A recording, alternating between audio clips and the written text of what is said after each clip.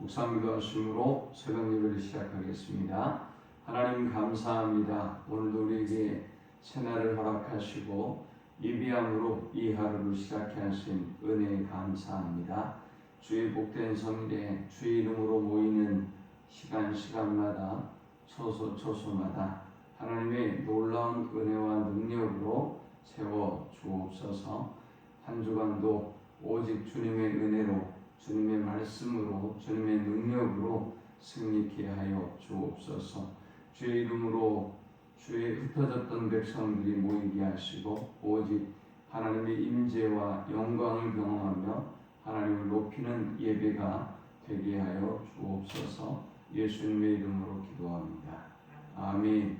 찬송 420장 드리겠습니다. 너 성결케 위해 늘 기도하며 너 주 안에 있어 늘 성경 보고 온 형제들 함께 늘 사귀면서 일하기 전마다 너 기도하라. 너 성결케 위해 내 머리 숙여 정밀히 계신 내 주께 빌라. 주 사귀어 살면 주 닮으리니 널 보는 이마다 주 생각하리. 너 성결케 위해 주 따라가고 일 다급하여도 당황치 말고 참 즐거울 때나 또 슬플 때나 너 주님만 믿고 늘 따라가라. 너 성결케 위해 늘 기도하며 내 소원을 주께 다 맡기어라. 너 성령을 받아 주 선교 살면 저 천국에 가서 더 잘 섬기리.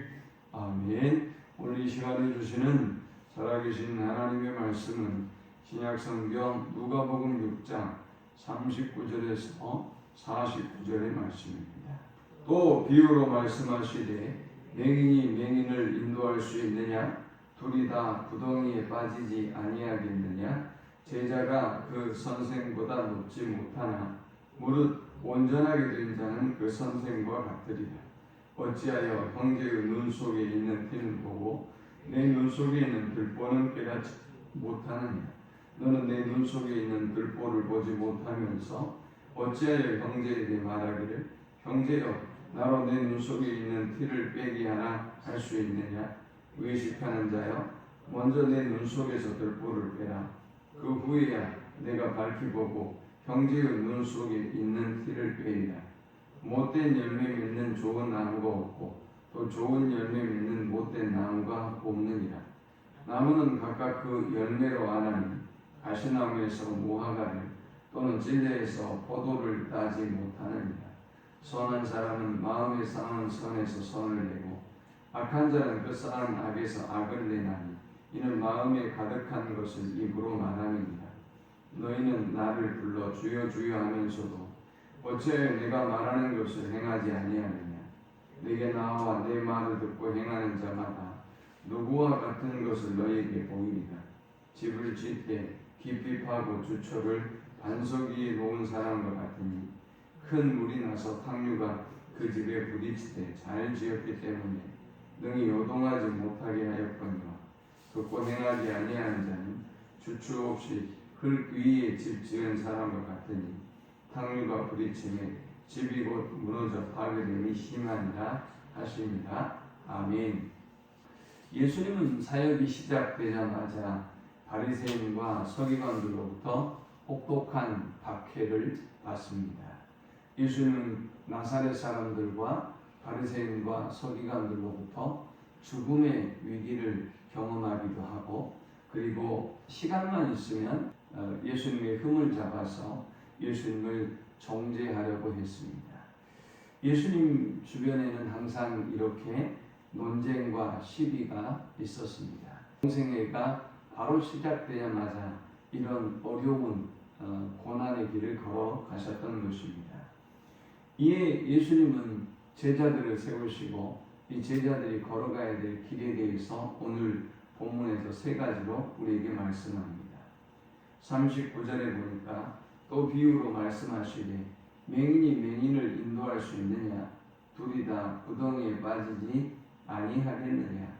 제자가 그 선생보다 높지 못하나 무릇 온전하게 된 자는 그 선생과 같으리라. 어찌하여 형제의 눈 속에 있는 티는 보고 내 눈 속에 있는 들보는 깨닫지 못하느냐 했습니다. 39절에 맹인이라고 있는데 마태복음에 보면 마태는 여기 눈먼 인도자인 맹인을 바리새인이라고 분명히 밝히고 있습니다. 만일 우리가 보지 못한다면 어떤 사람들의 길을 인도할 수가 없겠죠. 두 사람 다 구렁텅이에 빠질 수밖에 없을 것입니다. 바로 바리새인들이 이와 같은 삶을 살고 있다는 것이죠. 유대 사회에서는 굉장히 존경받고 인정받고 사랑받는 사람들이지만 문제는 이런 사람들이 보지 못해서 오히려 많은 사람들을 믿음으로 살아가려고 하는 많은 사람들을 멸망으로 침륜으로 이르게 하고 있다는 것입니다. 자, 그렇다면 이제 우리는 어떻게 신앙생활을 해야 하는 것일까요? 제자들과 예수님 주변에 있는 많은 무리에게 예수님이 세 가지를 말씀하셨는데, 먼저 이 본문이 주는 첫 번째 영적 교훈은 먼저 내 눈 속에 있는 들보를 빼고 형제의 티를 빼라 하는 것입니다. 사실 눈의 티라고 하는 것이 자기의 눈 속에 있는 티가 우리를 괴롭히고 고통스럽게 하지, 다른 사람의 눈 속에 있는 티가 내 눈에 고통과 아픔을 주는 것은 아니지요. 그런데 인간은 이상하게도 다른 사람의 눈에 있는 티를 보고 내 눈 속에 있는 들보는 보지 못한다는 것입니다. 다른 사람의 눈 속에 있는 티는 빼려고 하지만 내 눈 속에 있는 들보는 빼려고 하지 않는다는 것입니다. 그런데 신앙생활의 원리는 항상 자기를 향해야 하는 것입니다. 먼저 내 자신의 죄, 내 자신의 영적인 삶, 내 자신의 하나님과의 바른 관계를 추구하고 난 다음에 그리고 다른 사람을 도울 수가 있는 것이지요. 41절에 형제라는 단어가 등장합니다. 어찌하여 형제의 눈 속에 있는 티는 보고 내 눈 속에 있는 들보는 깨닫지 못하느냐. 여기 형제를 누구를 얘기하는 것일까? 바리새인을 두고 얘기하는 것일까? 아니면 예수님을 따르는 사람들을 보고 이야기하는 것일까의 논쟁은 있습니다. 저는 후자라고 생각해요. 유대인들끼리 서로를 가리킬 때 이들은 형제라는 표현을 썼습니다. 예수님을 따르는 이 믿음의 형제들의 모습을 생각해 보면 그들은 지금 우리가 그러하듯 상호 도움을 주고받는 관계일 것입니다. 우리가 서로 상호 도움을 주기도 하고 또 피해를 끼치기도 하고 이런 구도자들이잖아요. 이렇게 우리가 예수님을 쫓아가고 있지 않습니까? 예수님을 따르던 유대인들, 제자들도 역시 그러한 사람들이에요. 상호 서로 선한 작용도 하고 악한 작용도 하고 도움이 되는 작용도 하고 혹은 또 시험에 드는 작용도 하고 이런 여러 가지 작용을 주고받는 관계를 가진 사람들, 그들이 바로 형제인 것입니다. 우리가 믿음의 형제로 가장 먼저 해야 할 일은 무엇이냐? 물론 다른 사람의 눈에 티를 빼주려고 애쓰는 것도 사랑이고 관심인데 또 그것이 영적으로 우리가 어떤 상당한 수준에 있기 때문에 그러려고 할 터인데, 그러나 더 중요한 것은 내 눈에 들보가 있다는 사실이죠. 내 눈에 들보를 보고 내 눈에 들보를 빼고 난 다음에 대통령 후보에 대해서도 우리가 티를 빼려고 도와줘야 할 것이고, 그리고 다른 사람에 대해서도 티를 빼도록 도와줘야 할 것입니다. 신앙생활의 가장 중요한 원리는 바로 나예요. 내 자신이 구원을 얻는 것이고, 내 자신이 하나님 앞에 서는 것이고, 내 자신과 하나님과의 관계이지, 무슨 다른 사람 때문에 내가 시험에 들고, 다른 사람 때문에 어떠하고, 다른 사람 때문에 내가 예수 안 믿고 교회 못 가고 안 가고 뭐 이런 이야기 하는데, 그것은 어리석은 사람들이죠. 자, 우리가 두 번째 이 본문을 통해 얻을 수 있는 영적 교훈은, 나무는 그 열매로 안다라는 것입니다. 우리가 나무들을 보면 이파리가 비슷한, 그리고 줄기도 나무의 형태도 매우 유사한 나무들이 많습니다. 저게 무슨 나무일까 궁금하다가 시간이 지나고 꽃이 피고, 그리고 또 꽃이 지고 열매가 맺기 시작하면 우리가 드디어 그 나무가 어떤 나무인지 알게 되죠. 그런데 분명한 사실은 못된 나무는 못된 열매를 맺고 좋은 나무는 좋은 열매를 맺더라라는 것입니다. 그래서 그 나무를 분별하는 방법은, 비슷한 나무를 분별하는 방법은 결국 열매로 분별하게 된다는 것입니다. 가시나무는 가시나무 열매를 맺고, 또 무화과 나무는 무화과 열매를 맺고, 또 포도나무는 포도 열매를 맺는다는 것입니다. 그런데 그렇다면 우리가 어떤 나무가 되어야 하는 것일까요? 45절에는 선한 사람은 마음에 쌓은 선에서 선을 내고 악한 자는 그 쌓은 악에서 악을 내나니 이는 마음에 가득한 것을 입으로 말함이니라 했습니다. 여기 마음에 쌓은 선이다 그랬는데, 마음의 창고에 쌓은 선을 말합니다. 여기 마음의 창고에 우리가 무언가를 쌓는단 말입니다. 욕심을 쌓고, 돈을 쌓고, 쾌락을 쌓고, 어떤 세상의 성공과 명예를 쌓고, 여러분의 마음의 창고에 무언가를 쌓으면 거기에 악한 것을 쌓고, 죄를 쌓고, 교만함을 쌓고, 이렇게 쌓게 되면 반드시 그 악한 것이 나오게 된다는 것입니다. 열매로 밖으로 표출되어 나온다는 것입니다. 그런데 선한 사람들, 좋은 나무의 사람들은 어떠냐? 그 마음의 창고에 좋은 것을 쌓고 선한 것을 담는다라는 것입니다. 올 한 해도 우리의 마음의 밭에 좋고 선한 것을 쌓아서 선한 열매를 맺는, 그리고 좋은 열매를 맺는, 그래서 그 열매를 보고 많은 사람이 참된 성도다, 저 사람은 정말 참된 선한 나무다 라는 그런 칭함을 받는 우리 모두가 될 수 있기를 축원합니다. 말로 하는 것이 아니라 결국 우리의 삶으로, 우리의 열매로 우리가 분별되는 것입니다. 마지막 세 번째 우리가 이 본문을 통해 얻을 수 있는 영적 교훈은, 듣고 행함으로 반석 위에 집을 지으라 라는 것입니다. 우리가 전도하고 또 교육해보고 설교하고 사람을 만나보면 이유 없는 사람이 없고, 또 이해하지 못할 사람도 없고, 또 틀린 사람도 없습니다. 어찌 우리 말도 잘하는지 하는 말을 들어보면 다 맞습니다. 다 그럴듯하고 다 이유가 있습니다. 그런데 문제는 뭘까요?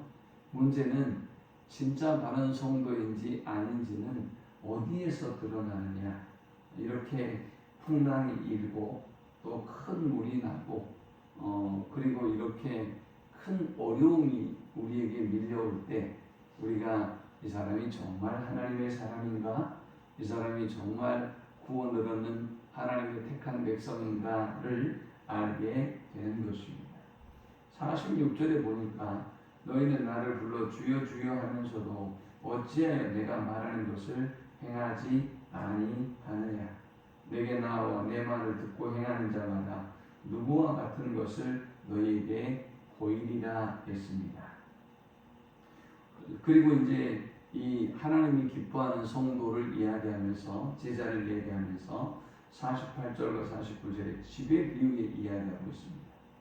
집을 짓때 깊이 파고 주추를 반석 위에 놓은 사람과 같으니 큰 물이 나서 탕류가 그 집에 부딪히되 잘 지었기 때문에 능히 요동하지 못하게 하였거니와 듣고 행하지 아니하는 자는 주추 없이 흙 위에 집 지은 사람과 같으니 탕류가 부딪힘에 집이 곧 무너져 파괴됨이 심하니라 하시니라 했습니다. 우리가 집을 지을 때 외적인 모습으로 보기에는, 그리고 실내 인테리어나 아우테리어나 어떤 소재나 이런 것들을 똑같이 지을 수 있어요. 그런데 보이지 않는 것이지만 정말 공력이 들어가고 노력이 필요한 것이 있죠. 그게 뭡니까? 기초공사예요. 기초공사. 만약에 토목공사, 기초공사가 바르지 않고 그 위에 집을 지어 올렸다라고, 아무리 비싼 재료로 집을 지어 올렸다고 할지라도 토목공사가 약하면, 집안이 약하면 무너져 버리는 것입니다. 우리의 신앙생활도 그렇다는 것입니다. 그 사람이 직분이 뭐든, 그 사람이 떠드는 게 무엇이든, 그 사람이 외적으로 보이는 사람들이 어떤 행동을 하든지 그것은 중요하지 않아요.